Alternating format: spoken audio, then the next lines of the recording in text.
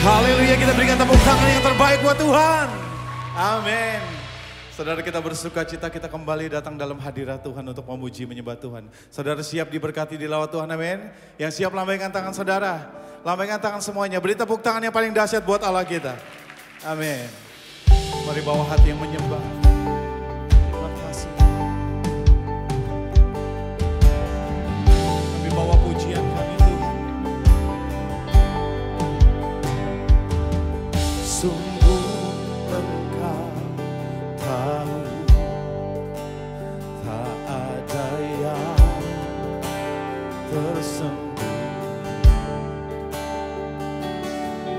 lebih dari kata Kau mampu ambil mataku, hanya padamu ku berserah. Kau Tuhan penolong di hidupku, kekuatanku hanyalah di dalam-Mu. Kau setia memulihkanku.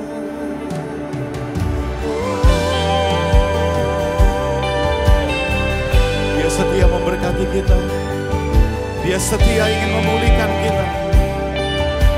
Mari bawa pujianmu, katakan. Sungguh Engkau tahu, tak ada yang tersembunyi, lebih dari kata Kau tampung air mataku, hanya padamu ku berserah. Kau Tuhan penolong di hidupku, kekuatanku hanyalah di dalam-Mu. Kau setia memulihkanku. Bawa hidupmu memuliakan nama-Mu. Rahmat-Mu menaungi hidup. Kau setia sampai akhir hidupku. Mari bawa pujianmu, sembahmu. Mari katakan terima kasih Tuhan, Kau yang setia menolongku. Sekarang kita bangkit berdiri dalam hadirat Tuhan, saudara. Mari angkat tanganmu, katakan. Kau Tuhan penolong hidup. Nyatakan Dia kekuatan kita. Saat kita berada di dalam Tuhan ada kekuatan yang baru. Kau setia memulihkanku, memuliakan nama-Mu. Rahmat-Mu menaungi hidupku. Mari kita bersyukur. Kau setia sampai akhir hidupku. Kau setia sampai akhir hidup. Beri tepuk tangan yang terbaik buat Tuhan yang setia. Tepuk tangan lebih dahsyat lagi buat Tuhan yang setia. Haleluya. Kau Allah yang setia. Kau penolong kami dalam kesesakan tak terbukti. Kaulah pengharapan kami, Yesus Tuhan. Mari mulai menyembah Dia. Mari buka suara kita. Kau kami puji, Kau yang kami nanti.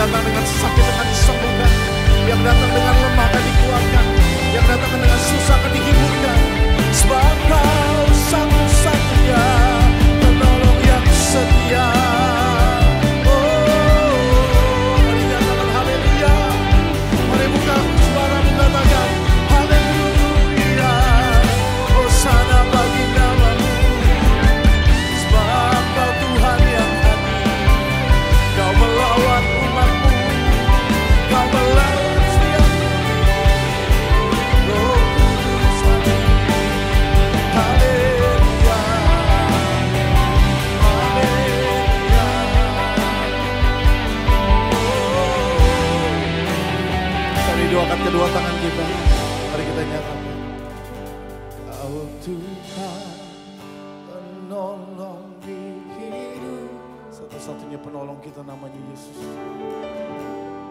Hanyalah di dalam-Mu Kau setia memulihkanku, hidupku memuliakan nama. Biar rahmat-Mu menaungi setiap kami. Haleluya. Kau setia sampai akhir hidupku. Tepuk tangan lebih dahsyat lagi buat Tuhan kita. Haleluya. Sungguh kesetiaan-Mu telah terbukti. Kau yang pelihara kami, Kau yang menjaga kami. Kami bersyukur buat ibadah ini Tuhan. Kami percaya kami siap dilawat Tuhan. Nama Yesus yang kami mau tinggikan. Yang siap diberkati, yang siap dilawat Tuhan. Kita sama-sama katakan amin. Berikan tepuk tangan yang luar biasa buat Allah kita saudara. Tuhan kekuatan kita. Amin.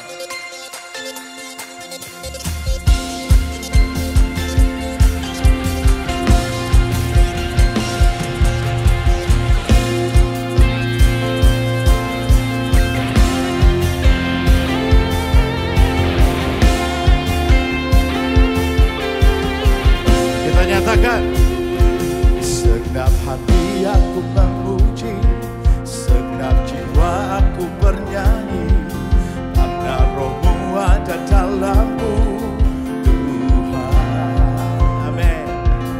Ku angkat tanganku memuji, ku angkat suara dan bernyanyi, karena Roh-Mu ada dalamku, Tuhan. Siap menari memuji Tuhan saudara.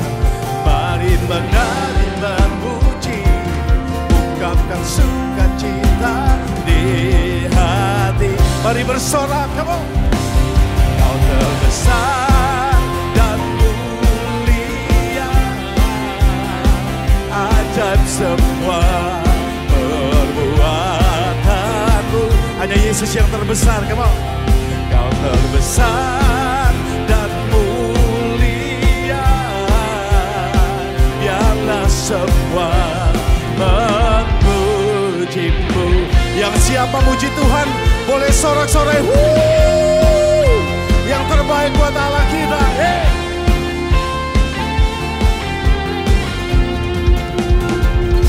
Segenap hati aku memuji, segenap jiwa aku bernyanyi, karena Roh-Mu ada dalamku. Mari angkat tangan kita saudara. Ku angkat tanganku memuji, ku angkat suara dan bernyanyi, karena Roh-Mu ada dalamku, Tuhan. Mari menari memuji, ungkapkan sukacita di hati. Mau nyatakan Dia Tuhan yang terbesar dan termulia. Terbesar ajaib semua perbuatanmu. Kau terbesar dan mulia, biarlah semua memuji-Mu. Kita datang di tempat ini karena kita mau memuji Tuhan saudara. Amin. Haleluya.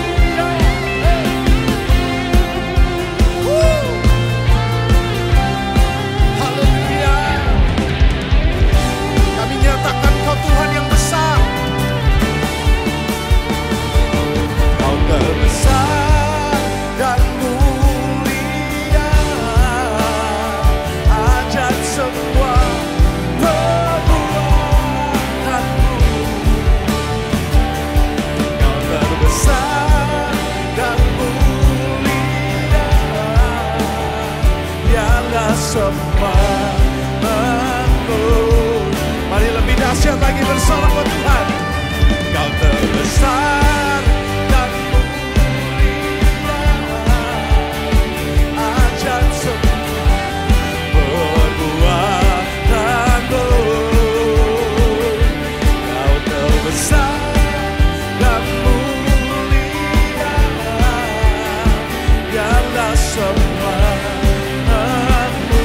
kanan kiri saudara.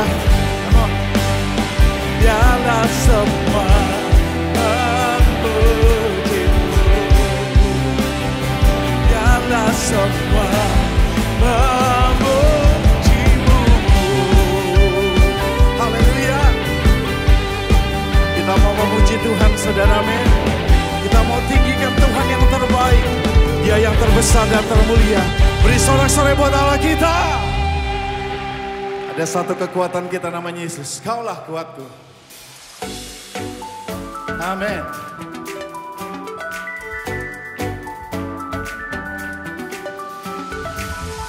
Meskipun musuh di depanku, rintangan menghadang langkahku, tahu sungguh Engkau bersamaku. Dengan iman kita nyatakan saudara. Beribu rebah di kiriku, amin. Belaksa di sisi kanan, tahu janji-Mu, Engkau bersamaku. Yo lebih semangat nyanyi buat Tuhan. Takkan pernah goyah keyakinanku pada diri-Mu, Yesus Tuhanku. Tiada yang seperti dinyatakan. Kaulah Tuhanku, kebanggaanku, gunung batu dan keselamatanku, kuat tanganmu, perlindunganku. Kaulah Allah, sumber kemenanganku. Di saat kita lemah, Yesus kekuatan kita saudara.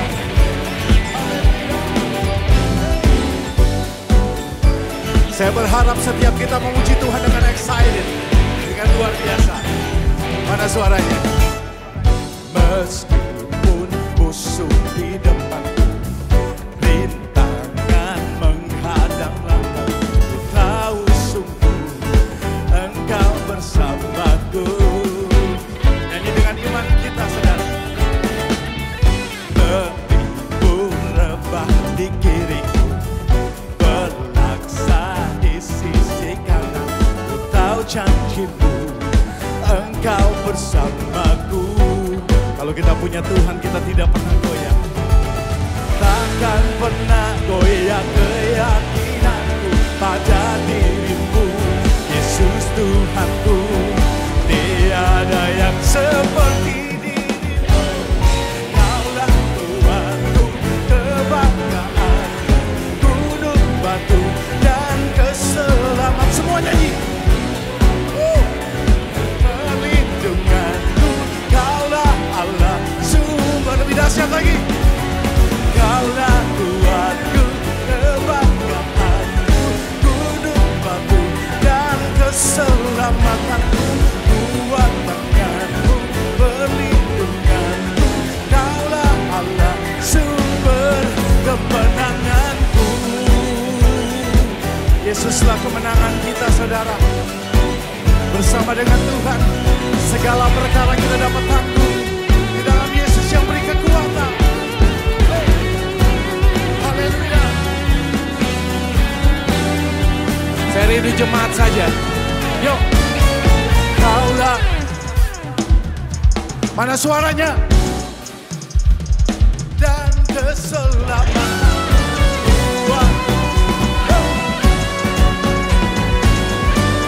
Sekali lagi. Kebanggaanku, gunung batu dan keselamatanku, kuat tanganmu, perlindunganku. Kaulah Allah, sumber kemenangan. Sambil angkat tangan boleh. Sumber kemenangan. Sekali lagi, angkat tangan kita. Sumber kemenanganku. Beri tepuk tangan buat Tuhan, sumber kemenangan kita. God bless you, silakan duduk dalam hadirat Tuhan saudara.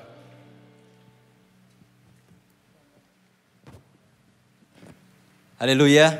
Kita berikan kemuliaan sekali lagi untuk Tuhan kita. Puji-pujian yang luar biasa untuk pagi hari ini ya. Shalom. Puji Tuhan karena anugerahnya ya siang ini kita bisa bersama-sama bertemu kembali. Kita beribadah kembali di tempat ini ya.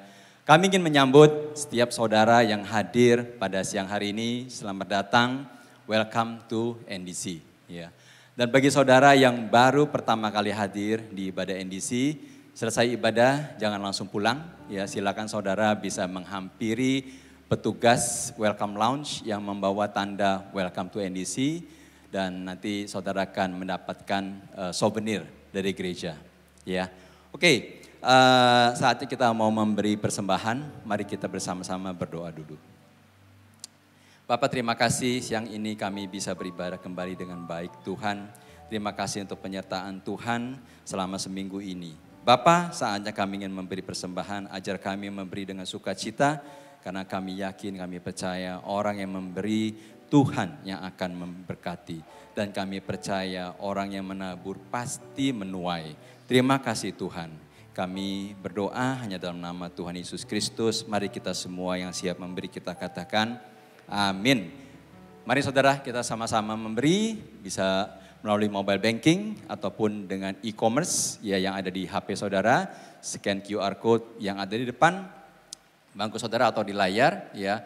Kalau saudara kesulitan dengan scan QR code, bisa juga menggunakan amplop persembahan dan nanti selesai ibadah bisa memasukkan ke kotak persembahan yang ada di depan pintu.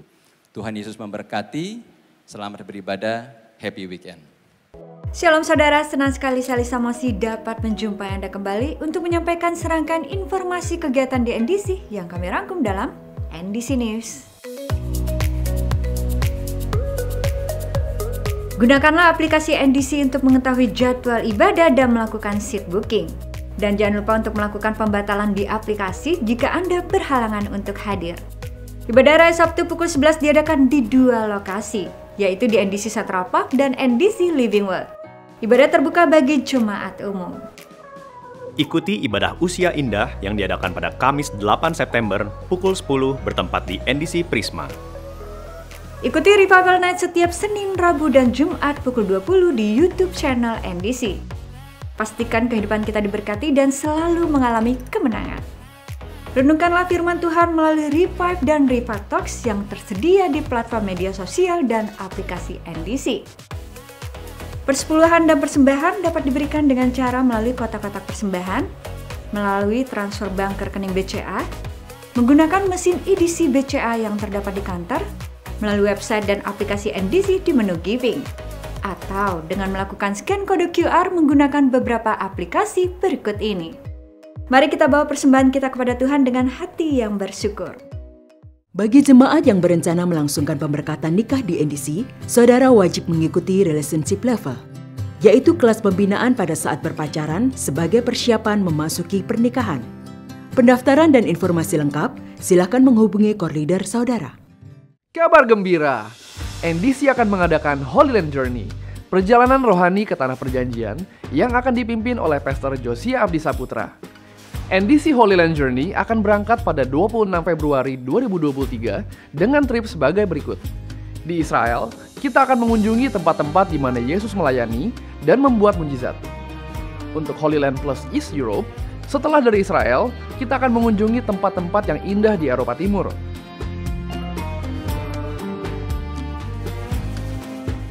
Untuk informasi lebih lengkap, dapat menghubungi Ibu Yani Suhalim dan Bapak Stephen Gunawan. Pastikan perjalanan ini memberkati dan menguatkan iman percaya kita kepada Yesus Kristus. Pendaftaran Discipleship Class telah dibuka dan dilakukan melalui aplikasi NDC di menu NDC Class. Pendaftaran dibuka hingga 18 September atau saat kuota kelas sudah terpenuhi. Informasi selengkapnya dapat dilihat di aplikasi NDC. Mari bergabung ke dalam komunitas rohani atau core. Pertemuan core dilakukan secara onsite, yaitu seluruh anggota core hadir bertatap muka, secara hybrid atau sebagian anggota core hadir melalui video conference, dan secara online yang keseluruhannya dilakukan melalui video conference. Pendaftaran core melalui aplikasi NDC. Saudara, kasih dalam rumah tangga Kristen adalah kasih yang tidak terbatas dan tidak bersyarat. NDC membuka komunitas Strong Marriage. Saudara akan belajar bagaimana memelihara kesatuan, menerima perbedaan, mengetahui kebutuhan dasar pasangan, menabur dan mengatur keuangan dalam keluarga. Info lebih lanjut hubungi hotline NDC. Berikut hotline NDC yang dapat dihubungi jika saudara membutuhkan pelayanan dari gereja. Kami segera menghubungi dan melayani saudara. Sekian NDC News yang dapat saya sampaikan. Terima kasih atas perhatian Anda. Tuhan Yesus memberkati. Haleluya, saudara, saatnya kita akan mendengarkan kesaksian dan pastinya kita akan diberkati. Kita akan undang PDP Handi Irawan. Kita berikan tepuk tangan buat kemuliaan Tuhan.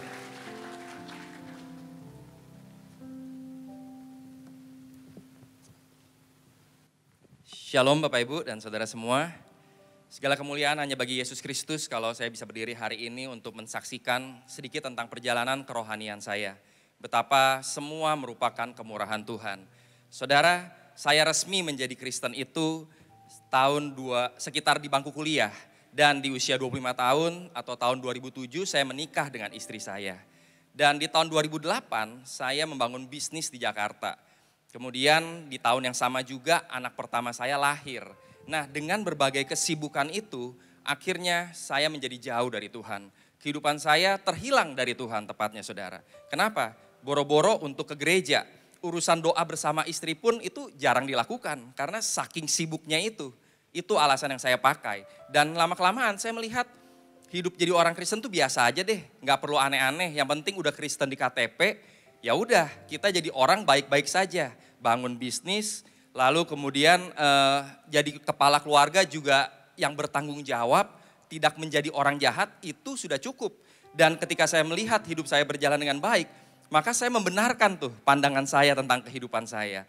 Dan waktu pun terus berjalan dengan berbagai kesibukan itu, lalu kita loncat di tahun 2012, saya diizinkan Tuhan mengalami kecelakaan mobil. Saudara bisa lihat kondisi mobil box saya pada layar di depan saudara.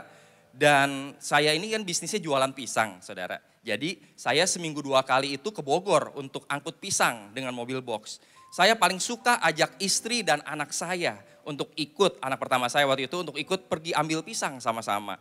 Nah, pada saat hari kejadian, entah kenapa saya bilang sama istri saya, udah kamu gak usah ikut. Dan ke anak saya, Feli, kamu gak usah ikut deh, biar nanti papi sendiri aja.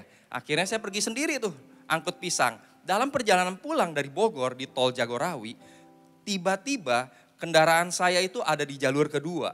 Dan tiba-tiba setir saya gak bisa dikendalikan, ternyata setelah saya tahu nantinya boxnya ada sedikit patah saudara. Akhirnya saya mengalami kecelakaan tunggal di mana mobil saya itu menghantam beton pembatas jalan tol. Dan ketika itu terjadi itu udah kayak di film-film saudara, kaca pecah di depan. Dan pada saat benar-benar berhenti mobil di pinggir tol itu, beton pembatas jalan beserta kipas mobil itu nyaris banget, tipis banget dengan perut saya. Dan saya melihat keadaannya sangat hancur dan saya dibantu warga sekitar untuk keluar melalui kaca depan. Dan saya juga bersyukur puji Tuhannya, handphone zaman dulu tuh saya masih pakai BlackBerry saudara. Sorry sebut merek. Nah itu layarnya sudah rusak tapi masih ada tombol fisik. Jadi saya masih ingat speed dial istri saya. Yang saya ingat adalah saya langsung telepon untuk kasih tahu kalau saya kecelakaan. Singkat cerita, bersama ambulans saya diangkut ke rumah sakit Siloam di Kebonjeruk. Dan malamnya ketika supir saya untuk datang ke Bogor ke pool dereknya di Gunung Putri, melihat kondisi mobil boxnya, itu supir saya sampai nangis. Bahkan petugas di pool dereknya tanya, itu nyetir meninggal gak ya? Karena kondisinya cukup parah. Dan saya sangat bersyukur atas kemurahan Tuhan di dalam hidup saya. Saya tidak terluka parah. Yang terjadi adalah cuma lecet-lecet, luka bekas serpihan-serpihan kaca karena saya harus keluar lewat kaca di depan saudara. Dan jempol kaki saya doang waktu itu masuk ke dalam saudara. Nah tapi lebih dari itu saya sehat. Dan puji Tuhannya lagi istri saya gak ikut dan anak saya juga masih kecil gak ikut. Gak kebayang kalau istri saya ikut saat itu atau anak saya ikut saya gak kebayang.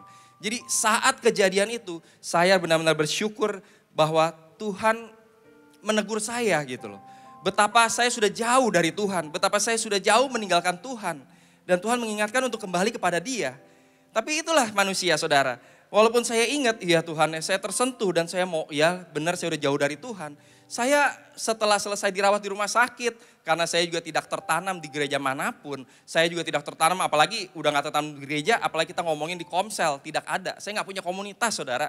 Saya kembali lagi kepada kesibukan saya. Saya lupa bahwa saya udah ditegur Tuhan dan oh ya Tuhan saya mau kembali. Saya sibuk lagi urusin pekerjaan saya, bisnis saya sibuk urus keluarga saya.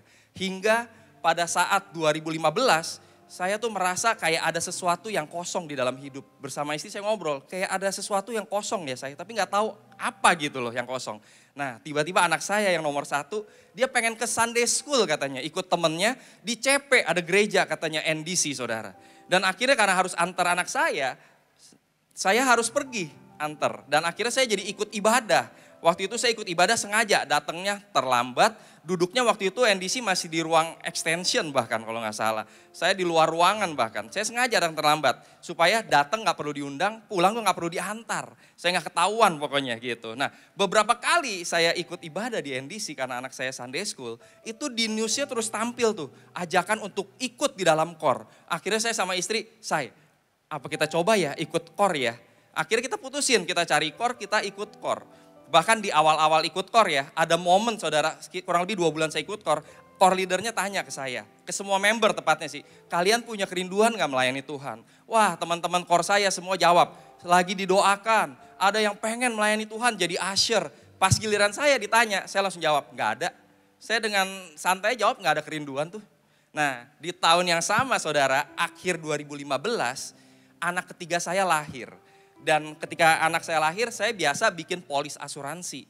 Nah, pas saya mau bikin, saya katanya harus check up ulang. Karena saya pernah dirawat, punya riwayat, pernah dirawat di rumah sakit. Akhirnya saya check up ulang. Dan hasil check upnya bikin saya kaget. Saya didiagnosa punya penyakit tertentu yang akhirnya membuat saya drop kondisinya. Saya shock, gak bisa terima. Kenapa? Saya baru lahir anak ketiga, saya bilang Tuhan jahat banget. Saya langsung dikasih penyakit. Tapi saudara, singkat cerita lagi, ternyata pihak asuransi telepon itu salah diagnosa. Karena kenapa? Setelah 2 bulan ditelepon sama pihak asuransinya. Karena saya udah turun, saya waktu itu saking stresnya turun hampir 8 kilo saudara dalam 1 bulan. Dan akhirnya salah diagnosa, hasil ceknya padahal saya sehat-sehat saja. Nah ketika saya dengar itu dia minta maaf, saya tiba-tiba Tuhan berbicara dengan sangat keras. Bahwa ini peringatan kedua saya dalam hidup kamu. Tuhan bicara jelas banget. Dan tiba-tiba Tuhan memberikan ayat di Roma 12 ayat 1 saudara. Disuruh di mana saya diingatkan sama Tuhan, persembahkan hidupmu Handi sebagai persembahan yang hidup dan yang berkenan. Di saat saya dengar itu, saya langsung teringat salah satu khotbah di NDC di mana salah satu pendeta pernah bilang ada seorang gembala di khotbahnya, ketika kawanan dombanya ada yang melenceng saudara, dia melemparkan yang namanya batu peringatan. Enggak kena ke dombanya, tapi hanya mengenai dekat ke tubuh domba itu supaya dombanya apa? Kaget dan segera kembali ke jalur yang benar. Dan di situ Tuhan mengingatkan, saya sudah 2 kali kasih peringatan. Dan saya bersyukur gak kena ke dalam kehidupan saya secara langsung saudara. Saya sehat, saya aman. Tapi peringatan dari Tuhan itu membuat saya benar-benar bertobat. Dan saat itu saya ambil komitmen mempersembahkan hidup saya untuk melayani Tuhan. Dan saya bersyukur saya menjadi aktif di KOR, saya mendukung KOR leader saya. Dan di dalam KOR juga teman-teman KOR mendukung saya pertumbuhan rohani saya. Dan saya bisa ada hari ini, saya bersama istri bisa sama-sama melayani Tuhan. Itu semua benar-benar karena kemurahan Tuhan. Lewat kejadian, batu peringatan yang Tuhan hadirkan dalam hidup saya benar-benar bertobat. Dan saya mengalami perubahan hidup saudara. Hati yang tadinya ada yang kosong itu menjadi terisi. Oleh apa? Oleh hidup yang diserahkan sepenuhnya ke dalam tangan Tuhan. Nah saudara, lewat kesaksian hari ini biar bisa menjadi berkat bagi kita semua. Bahwa jangan pernah lari dari Tuhan. Jangan pernah kabur dari Tuhan. Kalau kita sudah sadar, kita ditegur dari Tuhan, kita harus dengar dan ikuti panggilan Tuhan dalam hidup kita. Percaya saudara, miliki juga komunitas. Saya pernah gak punya komunitas dan itu membuat kita lebih terhilang. Dengan kita punya komunitas, kita bisa terus bertumbuh di dalam Tuhan saudara. Dan saya bersyukur hari ini saya bisa ada dan sungguh-sungguh segala kemuliaan hanya bagi nama Tuhan. Amin saudara. Sekian kesaksian dari saya, Tuhan Yesus memberkati. Kita berikan tepuk tangan yang lebih dahsyat lagi buat PDP Handi Irawan. Mari kita bawa hati kita. Sebab Kaulah yang ditinggikan.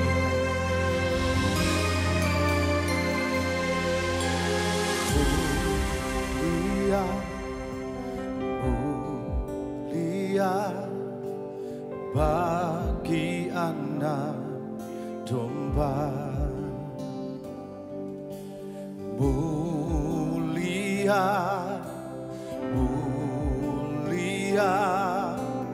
bagi anak domba, sebab Engkau mulia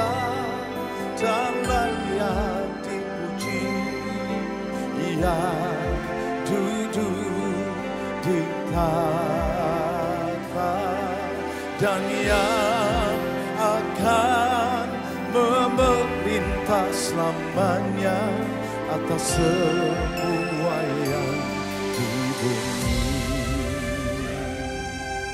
Kau yang termulia di hidup kami Tuhan. Mulia, mulia bagi anak domba.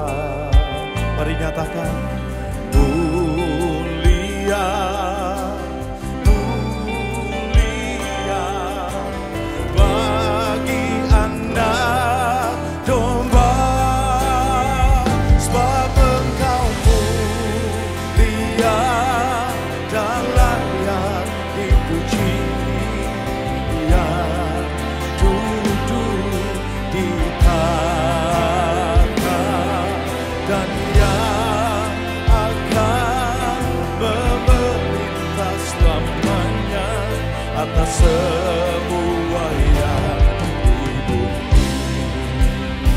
Sebab Engkau mulia, Yesus yang layak dipuji, yang layak ditinggikan, yang duduk di tahta dan yang akan memerintah selamanya atas semua yang di bumi. Siapa kita bangkit berdiri dalam hadirat Tuhan. Saya rindu kita menyembah Dia. Kau yang mulia Tuhan. Kau yang mulia. Haleluya. Kau mulia. Yesus anak domba. Haleluya. Kami puji. Kami tinggikan.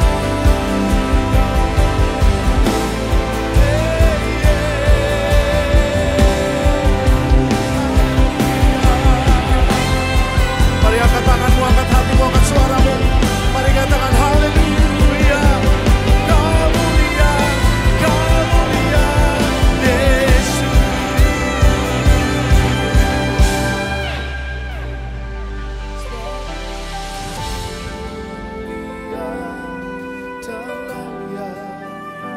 Yang layak dipuji. Mari nyatakan.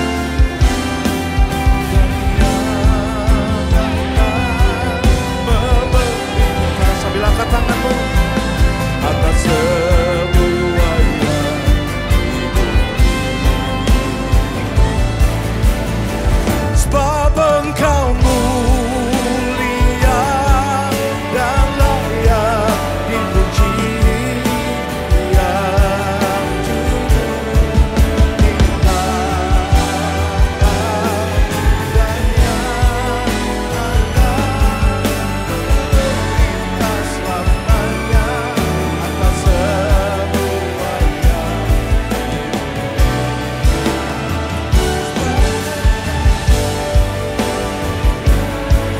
dan layak dipuji, yang duduk di tahta dan yang akan memerintah selamanya atas semua yang di bumi, atas semua yang di bumi. Mari setiap kita beri sorak-sorai kemuliaan bagi Allah kita. Haleluya. Kami bersyukur Tuhan pada siang hari ini dalam keadaan baik, tidak kekurangan satu apapun. Kami boleh hadir ke rumah Tuhan. Kami boleh memuji dan memuliakan Engkau. Kami boleh mendengarkan kesaksian yang menguatkan setiap hati kami. Dan saatnya kami duduk diam untuk dengarkan firman-Mu. Urapi hamba-Mu, urapi setiap kami.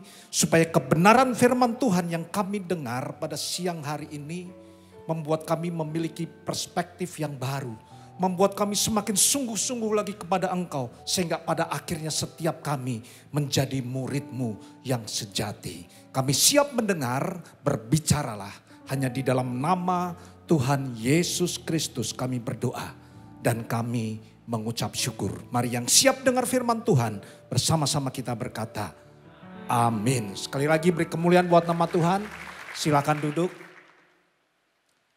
Ya, selamat siang, shalom Bapak Ibu, saudara-saudara yang dikasih Tuhan. Siang hari ini saya ingin menyampaikan firman Tuhan yang saya beri judul Tetap Kuat di Dalam Pergumulan. Kita mau belajar dari satu kisah seorang tokoh yang luar biasa yang ada di dalam Alkitab, yaitu Stefanus. Mari kita baca Kisah Para Rasul pasal yang ke-7. Ayat 55 sampai ayat yang ke-60. Kisah Rasul pasal yang ke-7 ayat 55 sampai ayat yang ke-60. Kita baca bersama-sama. 2, 3. Tetapi Stefanus yang penuh dengan Roh Kudus menatap ke langit, lalu melihat kemuliaan Allah dan Yesus berdiri di sebelah kanan Allah. Lalu katanya, sungguh aku melihat langit terbuka dan anak manusia berdiri di sebelah kanan Allah. Maka berteriak-teriaklah mereka dan sambil menutup telinga serentak menyerbu dia. Mereka menyeret dia keluar kota lalu melemparinya. Dan saksi-saksi meletakkan jubah mereka di depan kaki seorang muda yang bernama Saulus. Sedang mereka melemparinya, Stefanus berdoa, katanya, ya Tuhan Yesus, terimalah rohku. Sambil berlutut ia berseru dengan suara nyaring, Tuhan janganlah tanggungkan dosa ini kepada mereka. Dan dengan perkataan itu meninggallah ia. Amin. Bapak Ibu, saudara-saudara yang dikasih Tuhan, siapapun dari kita itu akan selalu menghadapi yang namanya masalah, persoalan, dan pergumulan. Tidak ada satu orang pun yang imun atau kebal terhadap masalah. Sejak dia lahir sampai dia menutup mata, maka masalah demi masalah akan silih datang berganti dalam hidupnya. Apakah saudara setuju? Mau kita rajin beribadah, mau kita tidak rajin beribadah, mau kita ikut melayani, mau kita tidak ikut pelayanan, yang namanya masalah dan persoalan itu pasti akan ada dalam hidup kita. Apalagi kita sekarang hidup dalam zaman yang susah. Kalau saudara hadir dalam ibadah Sabtu pada waktu saya menyampaikan firman Tuhan beberapa waktu yang lalu, saya mengutip perkataan Jokowi, presiden kita, bahwa sekarang ini kita memasuki resesi global. Ada 66 negara yang sedang mengalami kesulitan, akan bangkrut saudara, dan 42 diantaranya sudah bangkrut. Dan sekarang kita melihat sudah satu persatu negara di belahan dunia ini yang kita anggap mestinya nggak masalah, mulai bermasalah saudara. Dan kalau saudara perhatikan, saudara baca di berita-berita, ada banyak negara yang sekarang mengalami hyperinflasi. Inflasinya bukan cuma di 20, 30, 50, 70% saudara. Tapi sudah mencapai ratusan, bahkan ada yang 200% lebih. Ini masalah yang berat saudara. Saya baca saudara, Libanon, memang ini negara memang banyak masalah saudara ya. Itu inflasinya 211%. Luar biasa. Venezuela itu negara yang kaya akan minyak. Penduduknya, rakyatnya makmur saudara. Pada waktu minyak itu menjadi komoditas yang sangat berharga saudara.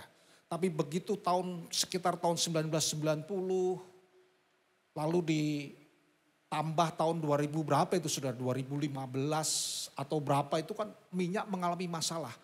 Venezuela, negara yang makmur, tiba-tiba menjadi negara yang jatuh saudara.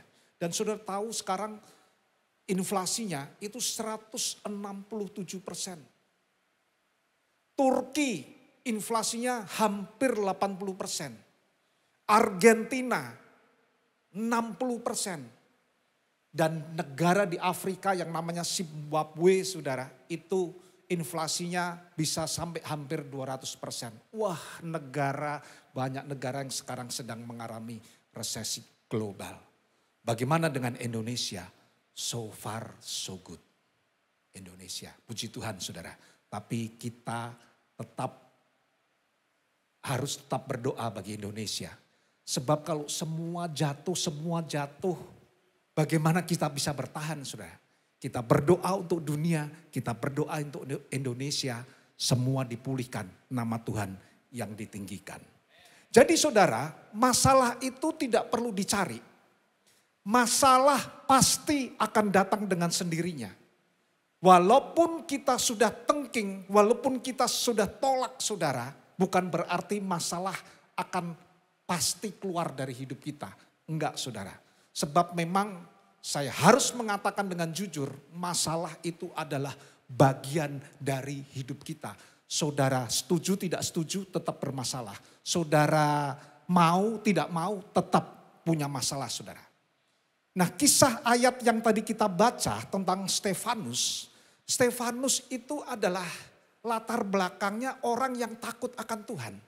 Dia taat sama firman, tapi dia dirajam oleh orang-orang Yahudi, mengalami kesakitan saudara, dan akhirnya dia mati. Tapi kalau kita baca kisah yang lain di dalam Alkitab saudara, kita akan bertemu dengan kisah murid Kristus yang bernama Petrus saudara. Dia pernah ditangkap, dimasukkan ke penjara, tetapi dibebaskan oleh malaikat yang diutus oleh Allah.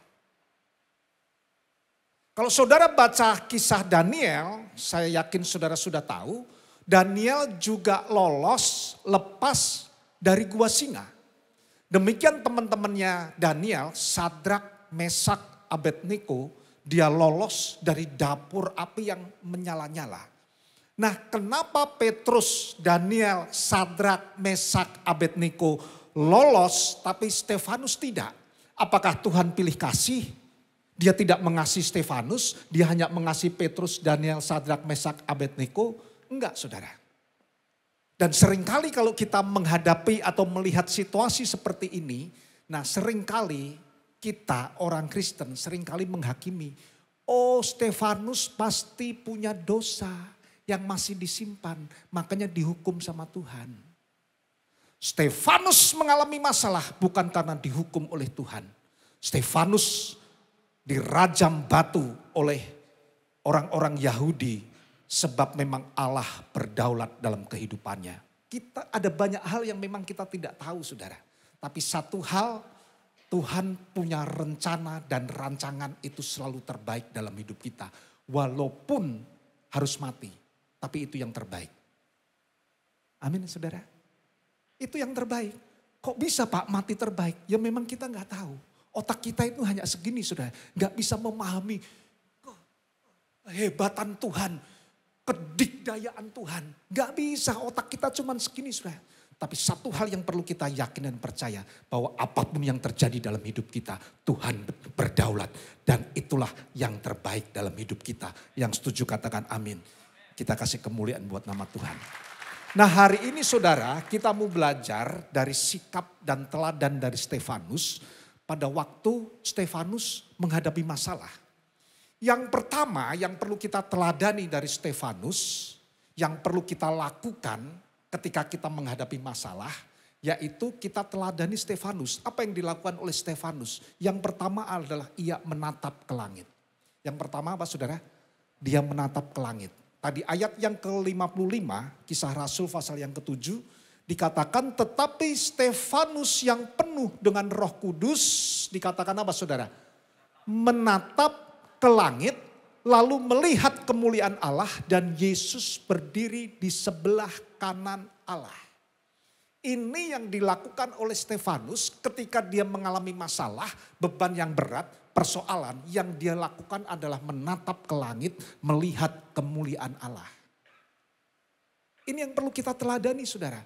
Ada banyak dari kita ketika kita mengalami masalah bukan menatap ke langit, bukan melihat kemuliaannya, tapi kita melihat sekitar. Dan kita akan kecewa saudara. Ada banyak dari kita ketika kita mengalami masalah yang kita pikir siapa? Oh kita punya saudara nih kaya raya. Kita mau minta pertolongan dari dia. Kita kecewa saudara. Ada banyak dari kita ketika kita punya masalah persoalan yang kita pikir siapa? Oh kita punya teman pejabat. Oh kita punya teman jenderal. Jenderal juga bisa masuk penjara saudara. Ya, jadi jangan andalkan siapapun. Andalkan Tuhan. Tatap ke langit. Tatap kemuliaannya. Dialah yang sanggup menolong persoalan dan masalah setiap kita. Yang setuju katakan amin saudara. Beberapa waktu yang lalu, 2-3 bulan yang lalu barangkali kalau tidak salah saudara. Saya itu setiap pagi nganter anak saya yang kecil bekerja. Dia tuh kerjanya selang-seling gitu saudara. Kalau hari ini ada di sekitar Kuningan. Hari ini dia ada sekitar di Grand Indonesia situlah saudara ya. Dia kerja di perhotelan Jakarta Pusat sana. Nah setiap pagi saya antar saudara, tapi sekarang sudah enggak. Beberapa waktu yang lalu setiap hari pagi saya antar. Saya drop di daerah Bilangan Jakarta Pusat dekat Grand Indonesia. Dan saya pulang selalu lewat apartemen Tamrin City. Gak tahu saudara pernah masuk kompleknya gak? Tamrin City itu ke jalan lebar saudara. Nah hari itu saudara, pas hari itu memang saya lagi ada banyak hubungan dengan salah satu supplier AC kita yang di Livingwood saudara. Karena ruangan youth lagi mau operasional tapi AC-nya kurang dingin. Jadi saya banyak hubungan, jadi sepanjang dari rumah sampai nganter itu saya banyak WA-WA-an saudara dengan salah supplier ini. Sampai akhirnya dia ngomong, Pak coba dilihat invoice-nya itu berapa PK ya. Karena dia juga udah lupa. Nah saya minta sama staff saya, staff gereja untuk kasih invoice-nya. Waktu begitu saya lihat di handphone kan kelihatan kan saudara. Oh invoice sudah masuk nih dari staff kita gitu. Saya udah drop anak saya udah mau pulang kan saudara. Persis lewat di depan Tamrin City. Oh saya mau forward invoice ini. Daripada saya jalan sambil bawa mobil sambil saya WA-an kan bahaya. Saya pikir saya stop sebentar, saya forward sambil saya ngomong, oh Pak ternyata invoice-nya ini. Mau ngomong gitu saudara. Jadi saya stop, di depan saya ada mobil yang stop. Saya juga stop. Jadi saya mulai forward gitu. Tiba-tiba saudara ada mobil dishub, di depan mobil saya. Saya sampai kaget saudara. Karena kan saya nggak konsentrasi gitu. Salah satu dari 4 anggota dishub turun. Menghampiri saya kan. Dan Pak, Bapak nggak boleh berhenti di sini. Oh, saya lihat nggak ada tanda larangan Pak. Dan ini bukan jalan raya, ini komplek. Di depan saya juga ada mobil. Ya tapi Bapak nggak boleh. Kalau Bapak mau berhenti harus pakai lampu hasap. Saudara ini pengalaman, saudara kalau berhenti walaupun sebentar harus pakai lampu hasap. Itu ada undang-undangnya saudara. Ya, nah saya nggak tahu saudara, karena saya pikir cuma sebentar. Lalu Pak minta surat-suratnya. Saya keluarkan STNK sama SIM saya. Begitu SIM sama STNK di tangan mereka saudara. Itu mobil dishub kan kepala dengan kepala. Langsung itu mobilnya langsung dimundurin begini saudara. Saudara ngerti ya? Langsung mobil saya diderek. Dan itu kali pertama seumur hidup dalam hidup saya naik mobil diderek saudara. Menuju ke Monas. Gak kompromi lagi loh saudara. Saya bilang Pak, kenapa Bapak gak tangkep mobil di depan saya? Dia jauh lebih lama. Yang mungkin setengah jam, 1 jam saya juga gak tahu. Oh kita gak pilih kasih. Katanya begitu saudara. Gak pilih kasih dari Hong Kong saya pikir. Udah jelas-jelas itu mobil, maaf bicara saudara, mungkin kemungkinan besar menurut saya itu mobil Grab. Mobil-mobil gitulah saudara ya. Jadi udah gak usah diomongin saudara. Tahu sama tahu. Akhirnya saya diderek menuju ke Monas dari Tamrin City. Di atas mobil kan begini kan saudara. Nah ini yang saya mau saksikan saudara. Saya teringat, saya punya teman yang punya banyak relasi hubungan. dengan ya mereka gitu. Saya telepon, bro saya ada masalah nih begini. You kenal gak sama Dishub? Oh ada, tapi bukan langsung dia. Temen golf baik dia itu kenal sama kepala Dishub Jakarta Barat katanya. Yang nangkep saya ini Jakarta Pusat saudara. Saya telepon ya pak katanya. Oke minta bantuan gitu. Lama di mobil dia gak bales-bales gitu. Saya telepon. Gimana nih bro, sebentar lagi udah sampai Monas nih. Waduh, Pak ini orangnya di subnya ini lagi meeting nih. Gak bisa dihubungin katanya. Sebentar ya Pak Ivan, sebentar. Tunggu sebentar gitu. Akhirnya tutup telepon. Habis tutup telepon saya mikir satu lagi, saya punya temen nih. Waduh kalau dengan polisi begini lah. Saya tahu lah hubungan dia dengan polisi dari ini sampai sini. Saya telepon, bro saya gini-gini you kenal gak? Waduh Pak Ivan, kalau sama polisi saya bisa bantu. Kalau di sub saya gak kenal. Saya gak punya kontak. Mendingan Pak Ivan hubungin Pak ini. Karena dia tahu saya kenal dengan Pak ini. Itu kenal baik dengan Dishub gitu. Oh iya kenapa saya gak hubungin dia ya. Saya gak inget nih saudara. Tutup telepon saya mau hubungin nih. Referensi dari teman saya ini. Untuk hubungin Bapak ini yang kenal Dishub. Saudara tahu gak tiba-tiba ada suara dalam hati saya. Kamu kok ngandalin manusia. Saya langsung diam saudara. Udah saya tutup telepon, saya nggak jadi telepon sampai ke Monas. Sampai ke Monas saya disidang saudara. Oleh 2 orang Dishub. Saya dikasih tahu ini melanggar ini. Oke Pak, saya salah. Ujung-ujungnya kan bayar kan saudara. Ya kan, paling kan begitu. Hukum kita kan begitu. Oke, saya harus bayar berapa? Nah gini Pak, ini saya kasih surat. Ya, Bapak bawa surat ini, mobil ditinggal, Bapak menuju kemana? Ke kantor mereka, bayar, bukti bayarnya baru balik ke Monas, Bapak baru ambil mobil. Saya sampai kaget saudara. Pak, ini mobil saya beli dengan keringat dan darah saya bilang. Saya nyicil setengah mati Pak. Bapak bisa lihat STNK saya, SIM saya, namanya semua sama. Bukan mobil curian saya bilang. Kenapa kalau saya dianggap melanggar, Bapak pegang saya SIM saya, STNK saya bayar, nanti saya balik. Oh nggak bisa Pak, peraturannya begitu katanya. Waduh saya bilang saya dikerjain nih. Masa saya harus naik kendaraan umum, pergi ke tempat lain, baru balik lagi gitu saudara. Akhirnya saya diam, saya minta hikmat dari Tuhan. Dan saya dapat hikmat saudara. Apa hikmatnya? Saya telepon istri saya tolong kirimin kartu pendeta saya di WA. Saya kan pendeta saudara, saya punya kartu. Tapi itu kartu gak pernah saya bawa-bawa. Karena membebani saya saudara. Bikin penuh dompet, saya pikir itu kartu anggota pendeta saudara. Di foto, dikirim, langsung saya kasih ke Bapak. Pak, dari tadi saya diam. Saya tidak membuka siapa saya. Tapi sekarang Pak, saya merasa saya harus mengutarakan bahwa saya ini pendeta. Ini kartu anggota saya. Sebagai pendeta, saya dari tadi sudah mengakui bahwa saya salah. Sebagai orang yang salah, saya terima untuk dihukum. Saya mau didenda, mau diapakan, saya terima. Tapi saya merasa Pak ya, hidup ini gak bisa hitam putih. Salah harus dihukum, yes. Tapi orang kesalahan seperti saya, menurut saya Pak, menurut saya itu hanya perlu diperingatkan. Bukan diperlakukan seperti pencuri seperti sekarang ini Pak. Bapak punya nurani loh. Coba Bapak pikir, kenapa kok Bapak nangkep saya, gak nangkep mobil di depan. Walaupun Bapak bilang tidak pilih kasih. Bapak punya nurani. Nurani itu Bapak gak bisa bohongin ke siapapun. Kecuali sama Tuhan dan diri Bapak. Itu orang di subnya diam ya saudara. Dia dengar KKR dari saya saudara. Akhirnya saudara. Akhirnya dia ngomong.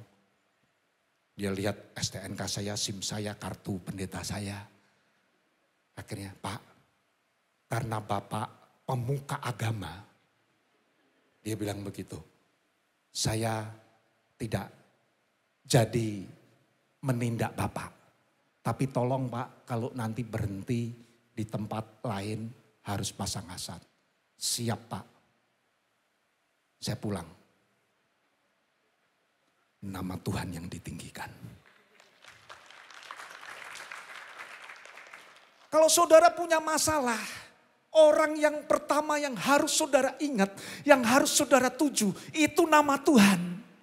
Bukan nama dokter, bukan nama saudara Anda yang konglomerat, bukan kenalan saudara yang pejabat tinggi atau siapapun saudara.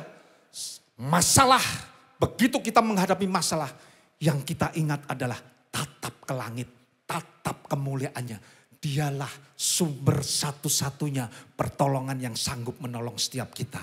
Yang setuju katakan amin, kita kasih kemuliaan buat nama Tuhan saudara. Ini yang pertama saudara. Kesaksiannya rada panjang saudara ya. Tapi kalau Sabtu saya merasa enak saudara. Karena tidak ada beban di ibadah berikutnya. Jadi ini masih 1 jam siap ya saudara ya. Kalau saudara siap, saya nggak siap saudara. Nomor 2 saudara. Poin yang kedua yang kita bisa teladani dari Stefanus. Yang pertama apa saudara? Menatap ke langit. Jangan andalkan siapapun. Jangan lihat sekitar. Tatap ke langit, tatap kemuliaannya. Yang kedua saudara yang kita bisa teladani. Belajar dari Stefanus ketika kita menghadapi masalah adalah menyerahkan semua kepada Tuhan. Kita baca ayat yang ke-59. Kisah para Rasul pasal yang ke-7. 2, 3.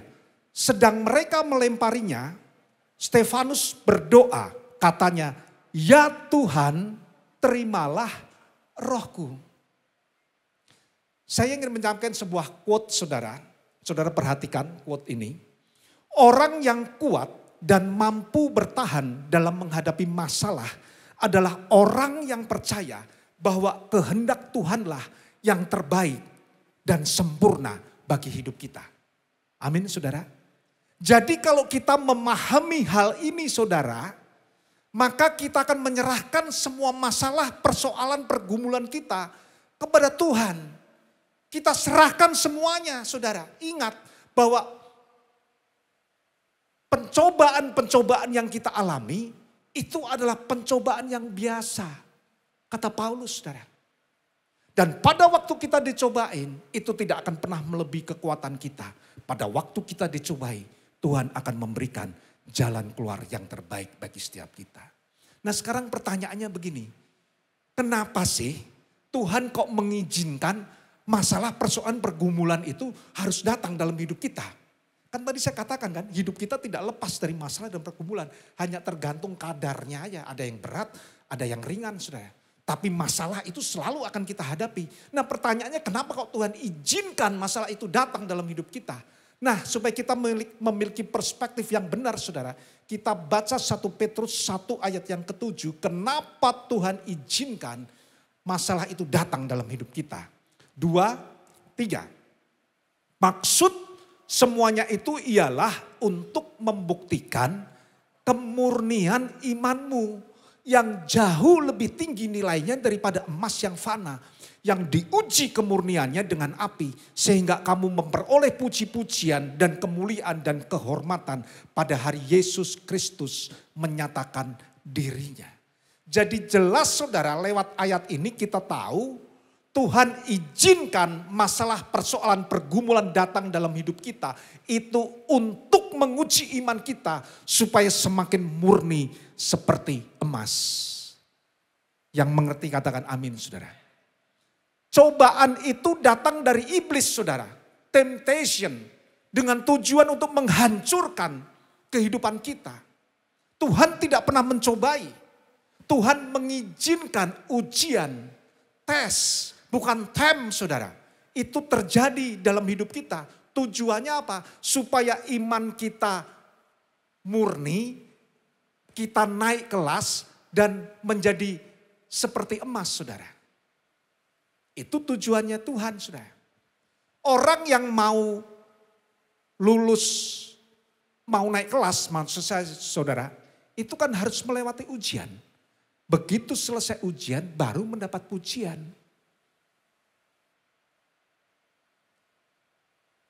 Emas itu benda Saudara sudah tahu lah, kalau emas murni itu sebenarnya bukan benda yang padat, saudara. Benda yang mudah penyok, benar? Makanya kalau saudara pakai perhiasan, gelang, kalung, cincin, saudara apain tuh? Nggak penyok kan saudara. Karena apa? Bukan emas murni. Perhiasan itu kan paling kalau nggak 18 karat ya maksimal 22 karat saudara. Nggak ada yang 24 karat. Karena 24 karat itu mudah penyok saudara. Nah sebaliknya kalau perhiasan mau dikembalikan supaya menjadi emas yang murni. Saudara tahu caranya diapakan saudara? Dibakar kan? Berapa derajat Celcius? Bukan 100 derajat Celcius. Bukan 200 derajat Celcius. Tapi sampai 1064 derajat Celcius itu akhirnya benda-benda yang tergabung yang bikin emas tidak murni tadi terpisah saudara. Tapi itu harus melalui pembakaran sampai 1064 derajat Celcius saudara. Nah artinya begini saudara, kalau kita ini punya masalah, tadi kan tujuannya supaya dimurnikan saudara. Ya, kalau kita punya masalah, kita harus segera saudara untuk bisa memisahkan dengan logam-logam yang lain tadi saudara. Mungkin masalah itu perlu pembakaran sampai 100 derajat, 200 derajat saudara. Tapi kalau kita nurut saudara, ya kita pasrah saudara, maka cepat menjadi emas yang murni. Tapi kalau dapat masalah kita ngeyel, kita masih punya sifat-sifat yang buruk, karakter-karakter kita masih sombong, masih iri hati, masih kayak wah gimana gitu saudara. Oh, itu derajatnya ditambahin. Sampai akhirnya 1064 derajat. Dan akhirnya kita baru menyerah saudara. Nah saudara mau dibakarnya 100-200 derajat atau sampai 1064 derajat Celcius. Tergantung saudara. Tapi kalau boleh saya sarankan lewat mimbar ini saudara. Ketika saudara mengalami masalah persoalan apapun saudara. Ya, bahasa Jepangnya saudara. Nuruto. Bahasa Jepangnya apa saudara? Nuruto. Berserah. Jangan ngeyel. Jangan keras kepala. Nuruto saudara. Amin saudara. Kalau belum berubah juga. Gak nurut-nurut saudara. Dibakar, dibakar, dibakar terus. Saudara ingat bagaimana bangsa Israel itu dibakar sama Tuhan sampai 1064 derajat Celcius. Waktu dia harus keluar dari Mesir menuju Kanaan. Itu kan 40 tahun lamanya muter-muter di padang gurun saudara. Itu 1064 derajat Celcius. Padahal saudara tahu nggak jarak antara Mesir ke Kanaan itu hanya 800 km. 800 km kan kira-kira Jakarta Surabaya kan saudara. Masa 40 tahun? Taruhlah medannya belum ada tol. Medannya sulit. Itu ada seorang ahli mengatakan sesulit-sulitnya medan antara Mesir dengan Kanaan. 25 hari cukup. Tapi bangsa Israel harus muter-muter di padang gurun 1064 derajat Celcius saudara. Selama 40 tahun lamanya karena apa saudara? Karena tegar tengkuk, karena keras kepala. Makin keras kepala, makin sombong, makin tegar tengkuk, makin lama saudara. Persoalan yang kita hadapi. Maka itu saudara kalau kita punya masalah apa saudara bahasa Jepangnya? Nuruto. Ya, kalau bahasa Jawa sama bahasa Jepang digabung ndang nuruto. Ya, kalau saudara tidak tahu artinya nanti saya perjelas lagi di Starbucks saudara. Nah, jadi saudara kalau kita punya masalah berserah kepada Tuhan. Serahkan semua kepada Tuhan. Karena hanya Dia satu-satunya sumber pertolongan kita. Dia satu-satunya yang punya kesanggupan dan kemauan saudara. Ada banyak orang sanggup tapi nggak mau. Banyak orang yang mau tapi nggak sanggup. Tapi Tuhan punya kesanggupan dan kemauan untuk menolong kita. Maka itu kita hanya bergantung sama Dia. Nuruto. Ini yang kedua saudara. Yang ketiga yang terakhir yang kita bisa teladani dari Stefanus ketika Stefanus menghadapi masalah. Yang ketiga adalah mengampuni yang bersalah. Yang ketiga apa saudara? Mengampuni yang bersalah. Ayat yang ke-60 kita baca bersama. 2, 3.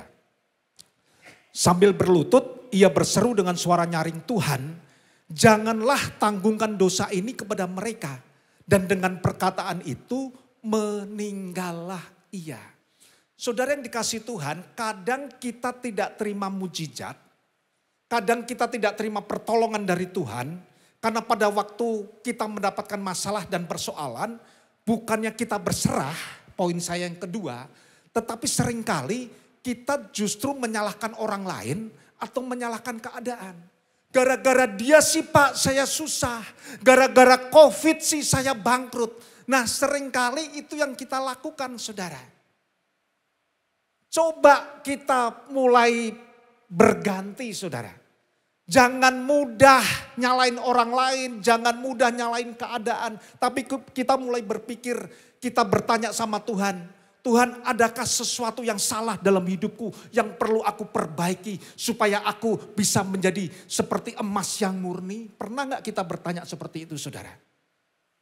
Hari ini saudara kalau saudara punya masalah persoalan sama seperti tadi kesaksiannya Pak Handi. Oh, kecelakaan, peringatan dari Tuhan. Bukan nyalain orang lain, apalagi nyalain Tuhan, saudara. Itu yang kita bisa teladani dari Stefanus, saudara. Waktu Stefanus dirajam, sebenarnya dia punya hak untuk komplain sama Tuhan. Salah saya apa Tuhan? Kok saya dirajam dengan keji oleh orang-orang Yahudi sampai harus mati, mengalami peristiwa yang tragis seperti itu. Salah dia apa? Kan dia gak salah saudara. Dia melakukan apa yang menjadi kehendak Tuhan. Tapi Stefanus kita tidak pernah mendengar dia komplain sama Tuhan. Dia menyalahkan keadaan saudara. Kita gak pernah dengar. Yang justru kita dengar lewat ayat yang tadi kita baca saudara. Dia berkata apa? Tuhan jangan tanggungkan dosa ini kepada mereka. Ini kan dia niru Yesus waktu di atas kayu salib kan saudara. Waktu Yesus sebelum merenggangkan nyawa dia berkata Tuhan ampuni mereka. Sebab mereka tidak tahu apa yang mereka perbuat. Bisa gak kita melakukan seperti Stefanus? Bisa gak kita niru Yesus? Mungkin benar saudara susah karena orang lain. Tapi hari ini saudara mau gak ngomong Tuhan jangan tanggungkan dosa kepada mereka, ampuni mereka. Kita ini maaf ya saudara, kalau saya ngomong kita ini kan berarti saya juga termasuk kan saudara ya. Jadi saudara gak perlu tertuduh. Kita ini seringkali begini saudara, kalau ada masalah bukannya niru Stefanus, niru Yesus, nirunya Adam. Nyalain orang lain. Waktu Adam ditanya sama Tuhan, Adam kenapa kamu makan buah yang aku larang? Apa jawabnya Adam? Perempuan ini Tuhan yang nyuruh aku makan buah ini. Dia nyalain perempuan, nyalain istrinya saudara. Waktu Hawa ditanya, Hawa kenapa kamu makan buah yang aku larang? Hawa juga begitu. Ular Tuhan, nyalain orang lain. Lah ular bingung.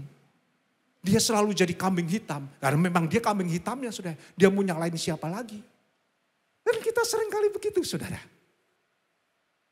Mau gak hari ini ketika ada masalah. Kita mulai berpikir Tuhan punya maksud apa terhadap diri saya. Tapi saya yakin sesuatu hal buruk hari ini terjadi dalam hidup saya. Itu karena di baliknya Tuhan punya satu peristiwa yang terbaik. Yang Tuhan akan berikan mujizat, kesembuhan, hal-hal yang luar biasa yang terjadi dalam hidup kita. Makanya nurut toh saudara. Amin saudara. Ya, jadi intinya saudara, waktu kita mengalami masalah, coba cek.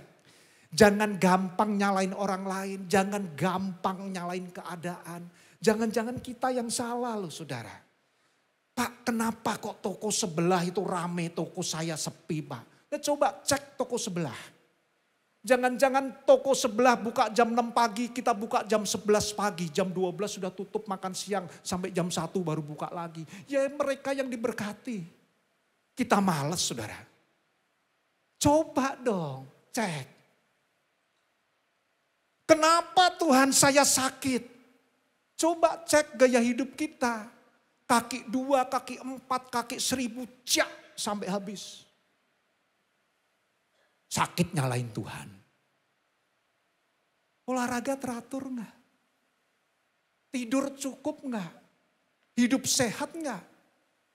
Merokok, kok emang ada ayatnya merokok? Enggak ada ayatnya. Itu hanya ada di pompa bensin. Sudah. Dilarang merokok. Ya, kan kita suka begitu, mana ada ayatnya Pak? Enggak boleh merokok. Nah, kita suka ngeyel, saudara. Padahal jelas, Saya ini kan batuk enggak sembuh-sembuh, saudara. Ada waktu enggak sih? 1 menit ya, 2 menit ya. Saya batuk enggak sembuh-sembuh sudah 5 tahun. Saya terakhir kemarin ke dokter paru, dia lihat hasil CT scan paru, bukan ronsen paru loh saudara, ini lebih dalam lagi, CT scan paru. Dia lihat di dalam, di sudut mana ada sesuatu benda lah gitu saudara. Dia tanya, Bapak pernah kena COVID? Ya. Dulu merokok? Ya, saya dulu merokok saudara. Itu 30 tahun yang lalu saya terakhir merokok saudara. Sampai hari ini itu yang namanya tanda di dalam paru saudara. Tidak hilang. Makanya jangan kita berpikir ada merokok apa sih. Ini jadi kenapa ngomong ngerokok saudara ya. Di catatan saya nggak ada saudara. Yang saya ingin katakan saudara. Kalau kita punya masalah, persoalan, jangan salahin orang lain. Ya, kita cek diri kita sendiri. Bahwa segala sesuatu terjadi itu karena seizin Tuhan. Dan Tuhan mau beracara dalam hidup kita. Ada seorang petenis Amerika kulit hitam saudara. Namanya Arthur Ashe.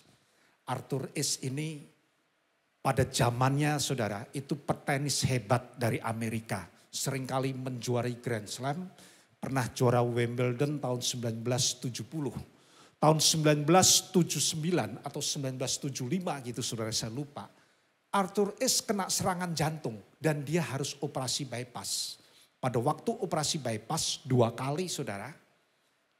Dia dapat transfusi darah, ternyata transfusi darahnya tidak steril saudara.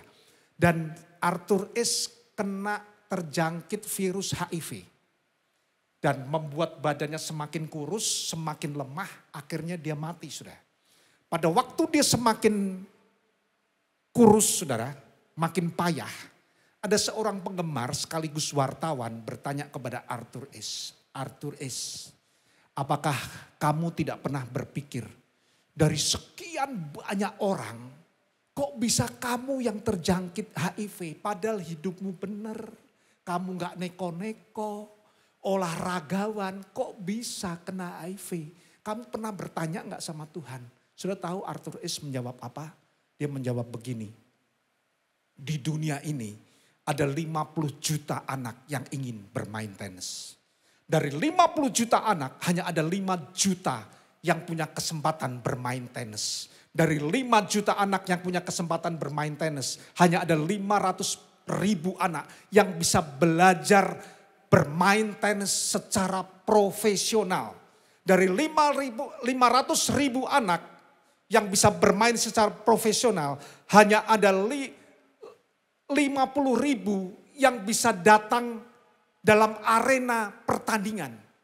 Dari 50.000 hanya ada 5.000 yang bisa mencapai turnamen Grand Slam.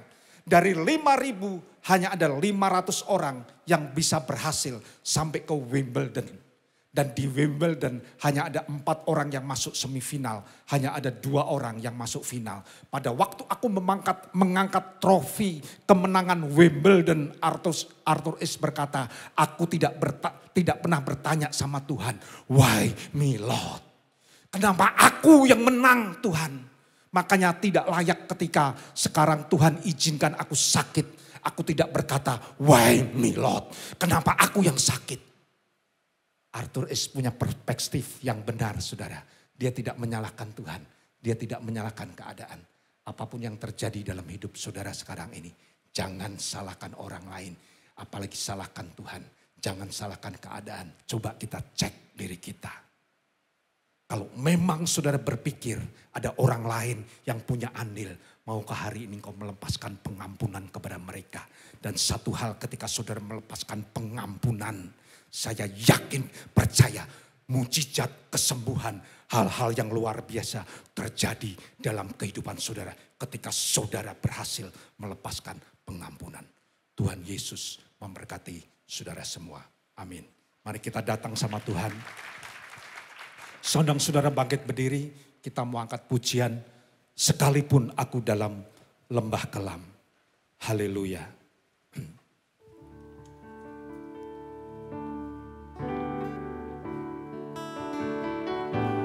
Sekalipun aku dalam lembah kelam, ku tak takut sebab kau besertaku.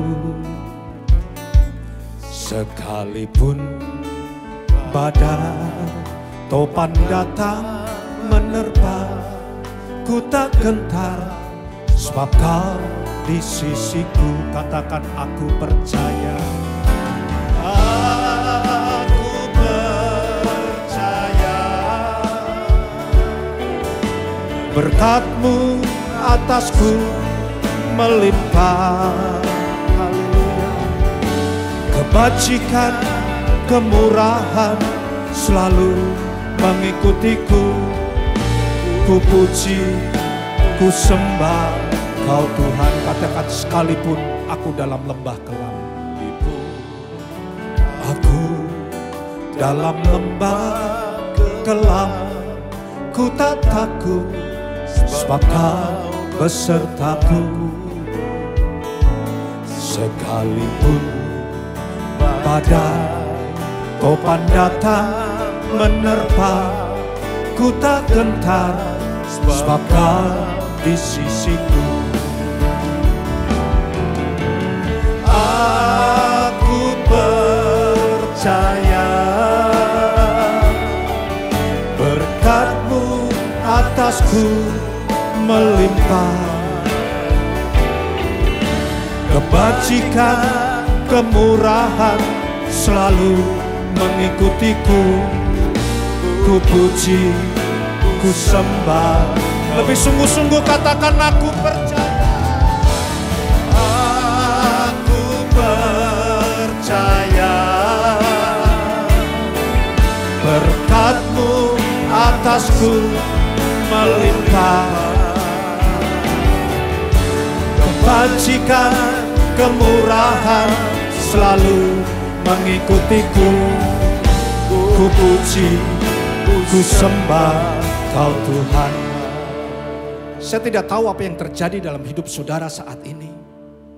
Mungkin ada di antara saudara yang sedang mengalami masa-masa yang begitu kelam dalam hidupmu. Ada sakit penyakit di mana dokter mungkin sudah angkat tangan. Atau saudara mengalami masalah ekonomi, masalah rumah tangga, suami istri. Atau saudara sedang terikat oleh satu dosa di mana saudara ingin keluar tapi saudara tidak mampu.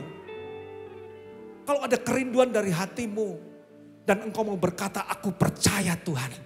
Di sini ada Engkau yang sanggup menolong. Aku mau berserah atas semua masalah dan persoalanku. Kalau ada di antara saudara yang mengalami masalah yang begitu berat, persoalan, sakit, penyakit atau apapun. Angkat tanganmu, saya mau berdoa buat saudara. Saudara yang mau mengangkat tangan dan mau didoakan, saudara keluar dari bangkumu. Saya mau berdoa secara khusus buat saudara. Keluar dari bangkumu, saya tidak punya banyak waktu. Sementara worship leader menyanyikan, angkat pujian ini sekalipun aku dalam lembah kelam.